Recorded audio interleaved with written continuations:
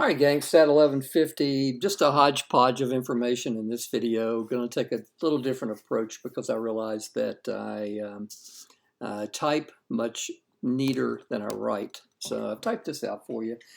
Three things I want to teach you in this video. Number one, I want you to understand that different technology outputs vary, but essentially they're saying exactly the same thing. Next thing, I want to make something clear about one of your homework assignments and terminology that you may see on a midterm exam. And finally, I want to cover something called coefficient of determination, this R squared that we see pop up a lot in regression. It's a very important model diagnostic that we need to take a look at. So technology outputs are clearly going to vary depending on the method of technology. The technology that I have experience with, obviously StatCrunch, a graphing calculator, R, which is the statistical software package that I use now. I have a lot of experience with SPSS, SAS, Minitab, Jump. There's probably another one I'm missing, but anyway, all of their outputs look different. But I guess with the trained eye, you see the similarities. So the first output that I want to go over with you is just what I would call a generic output, a generic technological or technology output. And the first thing it'll do is it will, and I will tell you, this is the kind of output that you're going to encounter in your homework assignment. So what it'll do, it'll have the predicted Y, which in this case is your first year college GPA. The first number will be the slope, and the second number will be the intercept. This will be your independent variable, your explanatory variable, or your predictor. And again, this is your response or your dependent variable. Now, it'll give you the same information down here under COEF, which stands for coefficient. So that's just another way of saying the B1 or B0 of your model. So that number will be the same as your intercept. They call it constant, and the slope will be with the variable that is the predictor. Again, be the same value. The standard error of the coefficient, this gets into something called the sampling distribution. You really don't know enough at this point to get into that, or the test statistic and the p-value. Again, I know it sounds ad nauseum, but we'll learn that in lesson 7. S is just has to do with the standard deviation of the errors. And R squared is what we call the coefficient of determination. Now, most technological outputs will give you an R squared and an adjusted R squared. The reason being is once you get pretty good at this, what we call simple linear regression, which you guys are studying right now with one predictor, we add multiple predictors. So if you get multiple predictors in your model, then research shows that you should depend on this value and not this value. So we're only going to use study simple linear regression, so the R squared is all you need for the coefficient of determination. Again, probably sitting there thinking, what the heck is a coefficient of determination? More about that in just a second. The next thing some of the generic outputs will give you is it'll give you some predicted value information for new observations. You have a way of putting in some new observations and making predictions. So for example, let's say that I created this model on 20 subjects, 20 students. And I had a 21st student who I wanted to use the model to make a prediction of their first year GPA using their high school GPA.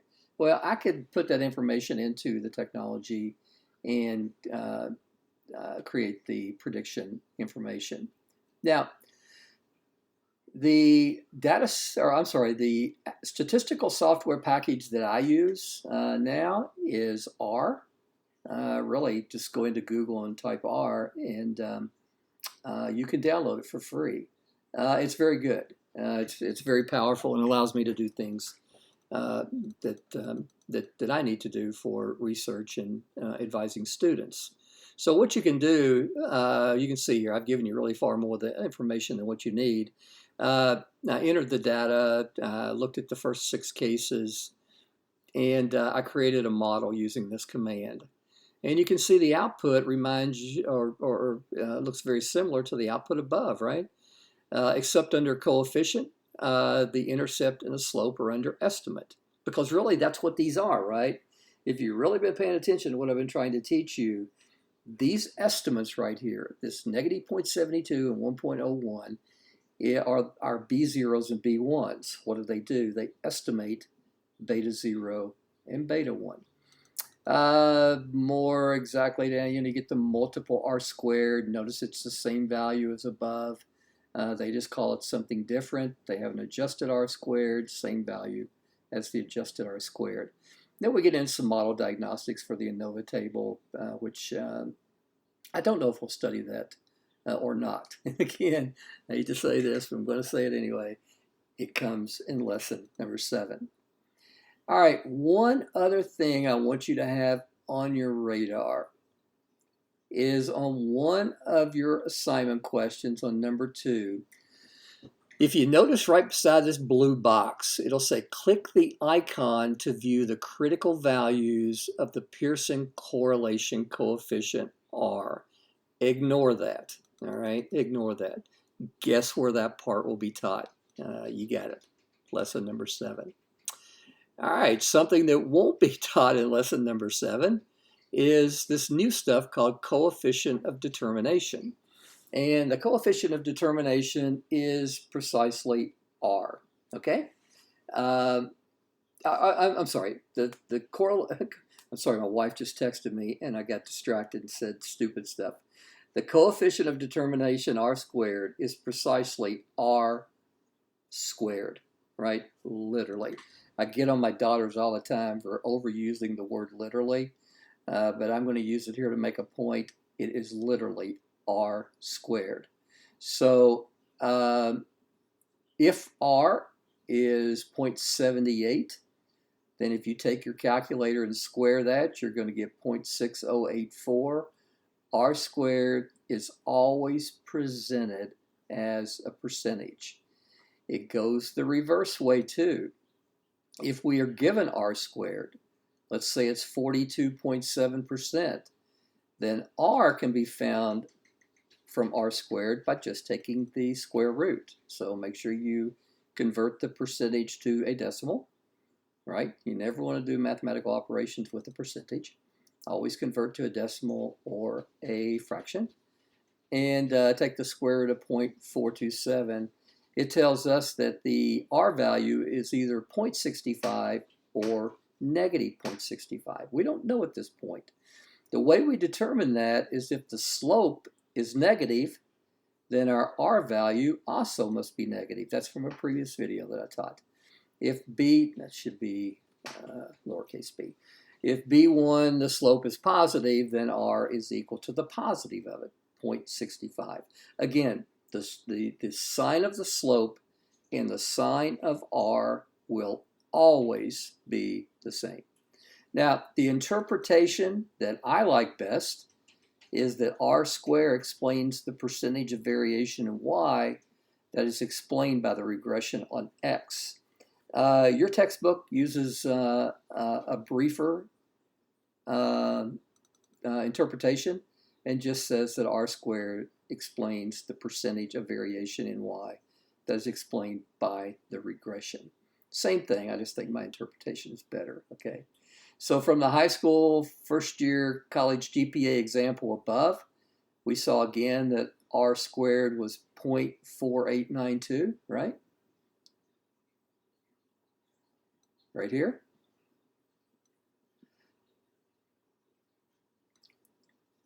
Converted to a percentage, it's 48.9%, so the interpretation, 48.9% of the variation in first year GPA is explained by the regression on high school GPA. Or you may see it in the form that 48.9% of the variation in first year GPA is explained by the regression period. Either way, you should be able to select that from a group of 4. So Coefficient of determination is something that I couldn't make hard if I tried, and I'm never going to try to make something hard. I'm actually going to try to make it easier.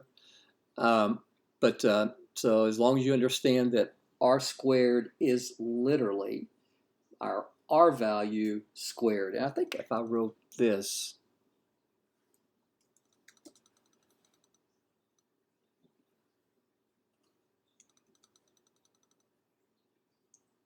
it may make them a little simpler and easier to understand. R squared is literally our R valued squared. And I think I should have cleared that up with this example.